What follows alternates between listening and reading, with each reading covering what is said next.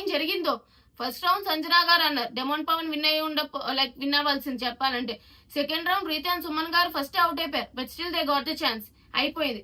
ఇంకా third round అయితే ఇంకా అందరూ జెన్యున్ గా మీరే చెప్పండి.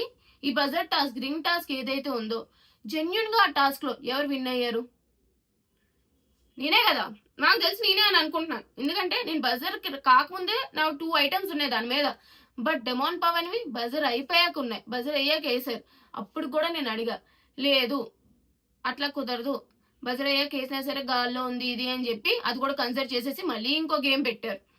ఇంకో గేమ్ పెట్టినప్పుడు నాకు అక్కడ ఏమనిపించిందో తెలుసా, డెమోన్ 4 5 వేసాడు కదా, 4 వేసినట్టున్నాడు. ఎప్పుడైతే డెమోన్ కొంచెం హైయెస్ట్ ఉన్నాయో అప్పుడు కౌంటింగ్ స్టార్ట్ చేసినట్టు అనిపించింది. 10 9 తన 4 నా 2 ఉన్నప్పుడు కౌంటింగ్ స్టార్ట్ చేస్తే ఆబ్వియస్లీ ఆ టెన్షన్ లో ఒక పక్క నంబర్ స్టార్ట్ చేస్తే తనే విన్ కదా. వాళ్ళ చేతిలో ఉంటది ఎప్పుడు కౌంట్ చేయాలి ఏంటి అనేది. కరెక్ట్ గా మినిట్స్ మనకు తెలియదు కదా. సో ఎప్పుడైతే డెమోన్ పవన్ కొంచెం లీడింగ్ లోకి వచ్చారో అప్పుడు కౌంటింగ్ స్టార్ట్ చేసినట్టు అనిపించింది. అక్కడ కూడా అట్లానే అయింది. ఇంక లాస్ట్ మిగిలింది ఎవరు? నేను, సుమన్ గారు, మీ ఇద్దరు మిగిలారు. ఇంకా మధ్యలో మాధురి గారి గురించి మర్చిపోయా. మాధురి గారు కూడా నేను కావాలని వెళ్ళి గొడవ పెట్టుకోలే. నిజంగానే ఆవిడ పేరు నాకు మాధవి గారా ఏంటో తెలియదు అనమాట. సో తెలియపోతే అందరూ కొంతమంది మాధురి అంటారు, కొంతమంది మాధవి అంటారు. అక్కడ తనుజ గారికి తెలీదు, దివ్యాకి తెలీదు, సంజన గారికి తెలీదు ఆవిడ పేరు. సో వీళ్ళందరూ మాట్లాడుకుంటుంటే అసలు పేరేంటో క్లారిటీగా తెలియలేనప్పుడు ఎవరైనా ఇంట్లోకి వస్తే ఫస్ట్ పేరుతో ఇంట్రొడ్యూస్ చేసుకుంటారు కదా. సో ఆవిడ ఇంట్రొడ్యూస్ చేసుకోలేదు, అందరూ ఇట్లా కన్ఫ్యూజన్ లో ఉన్నారు కాబట్టి మీ పేరు ఏంటండి అని అడిగా. ఇది కూడా ఎత్తేసారు. తెలుసుకోండి ఇట్లా అన్నారు చాలా రూడ్ గా. తెలుసుకోండి అనగానే మొత్తం హౌస్ మేట్స్ అందరూ షాక్ అయిపోయినారు. ఏంటి ఇవిడ ఇట్లా మాట్లాడుతుంది, తెలుసుకోండి ఏంటి అనేది. అరే పేరు తెలియపోతే ఇప్పుడు ఎంత గొప్పతనైనా సరే వేరే వాళ్ళకి పేరు తెలియపోతే చెప్తారు కదా. అది ఎవరైనా MS ధోని అయినా, విరాట్ కోహ్లీ అయినా, నాగ్ అయినా, చిరంజీవి గారు ఎవరైనా సరే ఇప్పుడు తెలియని వాళ్ళకి మీ పేరు ఏంటండి అంటే చెప్తారే కానీ వేరే వాళ్ళని తెలుసుకోండి వాళ్ళకి తెలుసు అని చెప్పరు కదా. సో అట్లానే నాకు నిజంగానే అది గొడవ పెట్టుకున్నట్టు నేనైతే పెట్టుకోలేదండి. నాకు పేరు తెలియదు కాబట్టి పేరు తెలుసుకోండి అని అన్నారు. అసలు నాకు చాలా అక్కడ రూట్ గా అనిపించింది అనమాట. అయిపోయింది. ఆ తర్వాత కూడా అందరికీ పేరు తెలుసు కానీ శ్రీజాకి నా పేరు తెలియదంట అని అంటున్నారు. నాకు తెలియాలని రూల్ ఉందా అండి? అసలు నాకు ఎట్లా తెలుస్తుందండి చెప్పండి, మీరే చెప్పండి. మీలోనే చాలా మంది నాకు కమెంట్లు ఏం చేశారంటే నాకు కూడా తెలియదు అక్క ఆమె ఎవరో అని అన్నారు. మరి నాకు ఎట్లా తెలుస్తుంది? ఆమె బయట నుంచి షో చూసి వస్తుంది కాబట్టి వీళ్ళ పేర్లు ఇవి వీళ్ళ పేర్లు ఇవి అని చెప్పి తెలిసి ఐడియా ఉండుంటది కానీ మధ్యలో మిడిల్ ఆఫ్ ది వీక్ లో వచ్చిన వాళ్ళ పేర్లు నాకు తెలియాలంటే ఎలా తెలుస్తుంది? సో ఆవిడేమొచ్చి ఇంకా శ్రీజాకి తెలియదంట, ఇది తెలియదంట అని అన్నాను. అవును నాకు తెలీదు అని అన్నా. సో నేను కావాలని అక్కడ గొడవ పెట్టుకోలే. అసలు గొడవే కాదు, పేరు తెలియదంటే తప్ప అని అన్నా. అక్కడ ఎందుకు నోరు మూసుకొని కూర్చోలో అర్థం కాలేదు. నేను ఇంకా చాలా తగ్గే ఉన్నాను టు బి ఫ్రాంక్ మీరు చెప్పాలంటే. మరి ఇంకా అప్పుడే వచ్చారు వాళ్ళతో గొడవ ఎందుకు అని చెప్పి పేరు తెలియదంటే దానికి ఎందుకు అంది అంటే ఏంటి గొడవ పెట్టుకోవాలని చూస్తున్నావా అంటున్నారు. అరే నేను గొడవ పెట్టుకోవాలని ఎందుకు చూస్తాను? సో అది అట్లా అయిందనమాట. సో మాధురి గారు అది పెట్టుకున్న తర్వాత సంచాలక విషయం అది కూడా కొంచెం ఇది చేశారని అనిపించింది. సో యా ఓవరాల్ గా ఏంటంటే ఫైనల్ గా బెలూన్స్ కట్ చేసే విషయానికి వస్తే ఐషా వచ్చి పొటెన్షియల్ అంట ఇంకా సుమన్ గారిలో చూడాలి చాలా అని ఉందంట. అందుకే అసలు ఏం మాట్లాడారో కూడా నాకు అర్థం కాలేదు. ఎందుకంటే ఆ నెక్స్ట్ డేనే సుమన్ గారికి నామినేషన్ పాయింట్స్ ఏంటి అంటే ఐషా చెప్తుంది. అంత పొటెన్షియల్ కనిపించినప్పుడు ఐషా ఎందుకు నామినేషన్ పాయింట్ చెప్తుంది? నామినేషన్ అనేది ఎంత ఇంపార్టెంటో తెలుసు కదా, గేమ్ గురించి తెలిసిన వాళ్ళకి తెలుస్తుంది కదా. వీళ్ళు ఐషా చెప్తుంది. మళ్ళీ తర్వాత కొన్ని వీడియో క్లిప్స్ చూసా, మీరు కూడా చూసి ఉంటారు. శ్రీజ స్ట్రాంగెస్ట్, తనే హైలైటెడ్ సంథింగ్. సో తన్నే టార్గెట్ చేయాలి కదా అన్న ఉద్దేశంలో తన్నే టార్గెట్ చేశాను, అందుకే కట్ చేశాను అని అంది. డైరెక్ట్ గా విషయం అక్కడే చెప్పేస్తే సరిపోయి ఉండేది కదా. సుమన్ గారు ఇంకా పొటెన్షియల్ ఉంది చూద్దామని అనుకుంటున్నాను అనే బదులు శ్రీజ నాకు కాంపిటేటర్ గా అనిపిస్తుంది, తను స్ట్రాంగెస్ట్ కాబట్టి తనది కట్ చేసేస్తున్నాను, తను నాకు కాంపిటీషన్ లో ఉంటది అని చెప్పి కట్ చేసి ఉంటే I would have expected that okay అని చెప్పి. సో ఆ విషయం అది కూడా నాకు నచ్చలే. తర్వాత రమ్య గారు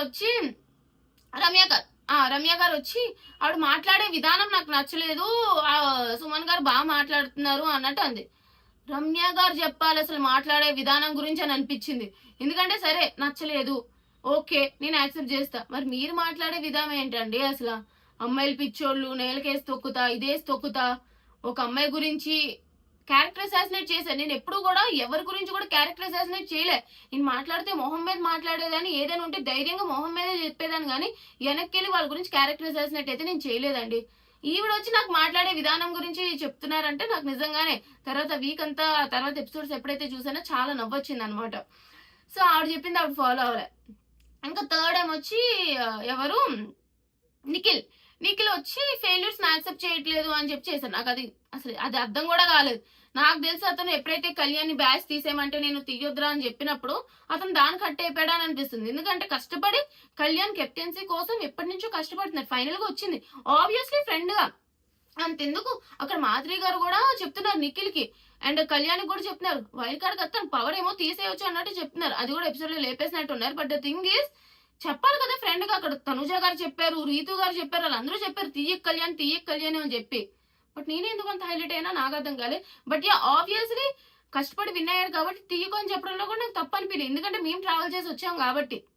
సో ఫెయిల్యూర్స్ యాక్సెప్ట్ చేయకపోవడం ఏంటో నాకు అర్థం కాలేదు. ఎందుకంటే నేను అక్కడ షోకి వెళ్ళిన దగ్గర నుంచి ఎంత ఎఫర్ట్స్ పెడుతున్నా సరే దేనివల్ల నాకు అసలు లైక్ ఓడిపోతూనే ఉన్నా. బట్ ఎప్పుడు కూడా నేను ఓడిపోతున్నాను కదా అని చెప్పి ఏ టాస్క్ కూడా గివ్ అప్ ఇవ్వలే, 100% ఆడుతూనే ఉండేదాన్ని. సో ఫెయిల్యూర్స్ యాక్సెప్ట్ చేయడం కూడా నాకు అది పాయింటే కాదనిపించింది. ఇంకా 4th పాయింట్ వచ్చి మాధురి గారు ఏం చెప్పారో కూడా గుర్తులేదు, ఒక్క నిమిషం. ఈ కళ్యాణ్ పాయింటే చెప్పారు, ఇంటర్ఫియర్ అవుతుంది ఇట్లా అని చెప్పి. ఇంకా నెక్స్ట్ వీక్ చూస్తే ఆమె ప్రతి గొడవలో ఇంటర్ఫియరెన్స్ అయ్యి ఏవేవో మాట్లాడేవారు. సో నాకేమనిపించింది అంటే వాళ్ళు చెప్పిన పాయింట్ వాళ్ళు ఫాలో అవ్వట్లేదు, వాళ్ళే అన్ని చేస్తున్నారు, నాది ఎట్లారా కట్ చేశారు అనిపించింది. సో బేసిక్లీ వాళ్ళు ఏవేవో పిచ్చి పిచ్చి పాయింట్లు చెప్పి నన్ను అయితే ఎలిమినేట్ చేసేసారు. నాకు ఇక్కడెక్కడ అన్ఫేర్ అనిపిస్తుంది అంటే ఆడియన్స్ ఓటింగ్ లో ఆ వీక్ తనూజ గారు కళ్యాణ్ ఎప్పుడైతే వెళ్ళిపోయారో నేను టాప్ లో ఉండే, కొన్ని టాప్ లో లేకపోయినా టాప్ 3 లో ఎక్కడో దగ్గర ఉన్నా, అసలు నా లీస్ట్ లోనే లేను. అలాంటప్పుడు ఈ పిల్ల టాప్ లో ఉంది, ఓటింగ్ మంచిగా పడింది అని చెప్పి నాకు ఛాన్స్ ఎందుకు ఇవ్వలేదో నాకు అర్థం కాలే. మీకు ఏమనిపించింది అక్కడ? I deserve to be in the house అనిపించలేదా? ఎందుకంటే వైల్డ్ కార్డ్స్ వచ్చిన వాళ్ళు ఆబ్వియస్లీ అక్కడ రేపో మాపో లైక్ ఎలా చూసుకుంటారంటే ఒక స్ట్రాంగ్ కాంపిటీషన్ ఎలిమినేట్ చేయడానికి చూస్తారా, లేదా ఓకే ఇతను ఉన్నా సరే మాకేం కాదు, మా గేమ్ కి ఎఫెక్ట్ అవ్వదు, వాళ్ళు ఉన్నా సరే పర్లేదు అనుకునే వాళ్ళని ఎలిమినేట్ చేస్తారా? వాళ్ళే అన్నారు కదా స్ట్రాంగ్ కాంపిటీషన్ అని చెప్పి, అందుకే వాళ్ళు ఎలిమినేట్ చేస్తారని తెలుసు కదా. అలాంటప్పుడు ఒక స్ట్రాంగ్ అమ్మాయిని వైల్డ్ కార్డ్స్ ఆడియన్స్ ఓటింగ్ పట్టించుకోకుండా వైల్డ్ కార్డ్స్ వచ్చి కట్ చేస్తే పంపించడం ఏంటో నాకు నిజంగానే అర్థం కాలేదనమాట. నాకు బుర్ర పోయింది. నేను ఇంకా సీక్రెట్ రూమ్ లో పెడతారేమో, లేదా ఇంకేదైనా జరుగుతుందేమో, అది ప్రాంక్ ఏమో అనుకున్నాను. నిజంగా బిగ్ బాస్ బజ్ అయ్యే వరకు కూడా బజ్కి నువ్వు రెడీ అవ్వు అని అనే వరకు నేను ప్రాంక్ అనే అనుకున్నా. తీరా చూస్తే బజ్ యువర్ ఎలిమినేటెడ్ అంట. నిజంగానే ఆ విషయంలో అయితే నాకేంటో నిజంగానే కొంచెం అన్ఫేర్ ఎక్కడో జరిగిందేమో అని అనిపించింది అనమాట. ఇట్స్ నాట్ ఏ స్టేట్మెంట్ కానీ నాకు నిజంగానే అనిపించింది.